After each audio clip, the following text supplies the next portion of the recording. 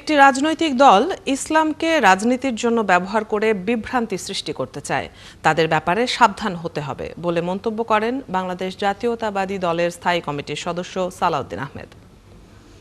বিকালে নারায়ণগঞ্জের কেন্দ্রীয় ঈদগাহ মাঠে আজমতে সাহাবা শীর্ষক মহাসম্মেলনে তিনি এসব কথা বলেন।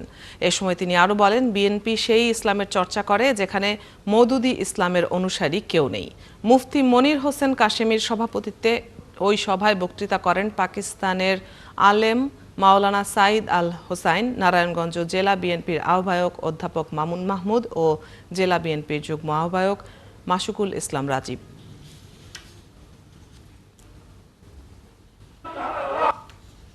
আমরা মদিনা ইসলামে বিশ্বাস করি। রাসূলুল্লাহ সাল্লাল্লাহু আলাইহি ওয়াসাল্লাম যে ইসলামের প্রবর্তন করে গিয়েছেন, সাহাবায়ে কেরাম যে ইসলামের অনুশীলন করে গিয়েছেন, সেই ইসলামের অনুসারী আমরা। এখানে আমরা মওদুদি ইসলামের অনুসারী তো নয়।